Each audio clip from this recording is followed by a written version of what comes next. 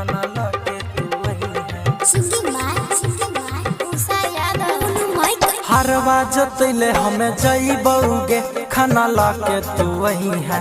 हरवा जोतैले हमें जइबौगे खाना लाके तू वही है। टावर वाला खेते में रहबौगे खाना लाके तू वही है। बागी रही खेत में रहबौगे खाना लाके तू वही है। घरवा में चावल खत्म छिका हो आलू गोभी नहीं छिका। घरवा में चावल खत्म छिका हो आलू गोभी नहीं छिका। केना हम खाना बनैया हो गेहूं मिले पर छिका। केना हम खाना बनैया हो गेहूं मिले पर छिका। जल्दी लगा गेहूं मिले पर छिका। खाना लाके तू वही है। लाल बाबू केना हम खाना बनैया हो गेहूं मिले पर छिका। मिले पर छिका।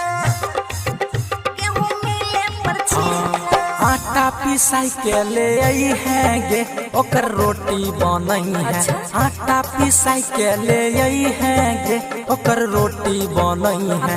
बेसन के करही बनई है गे खाना लाके तू वही है।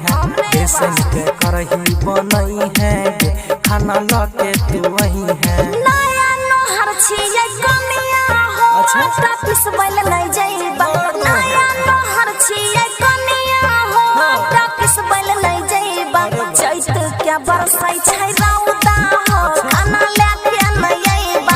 चैत के बरसै छै रौदा हो हमे खेत नहीं जाइबा।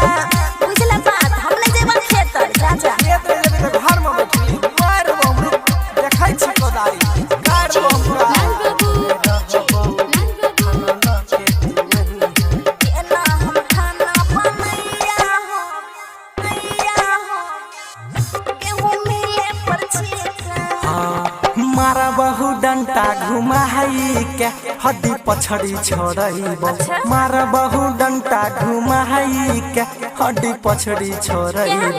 मैयो बाबू याद अइतौगे हड्डी पछड़ी छोड़ब। मैयो बाबू याद अइतौगे हड्डी पछड़ी छोड़ब। मार भोटे हम रुस जाइबा हो अपन नैहर जाइबा। मार भोटे हम रुस जाइबा हो अपन नैहर जाइबा। घुइरो के कहियो नहीं आइबा हो अपन नैहर जाइबा।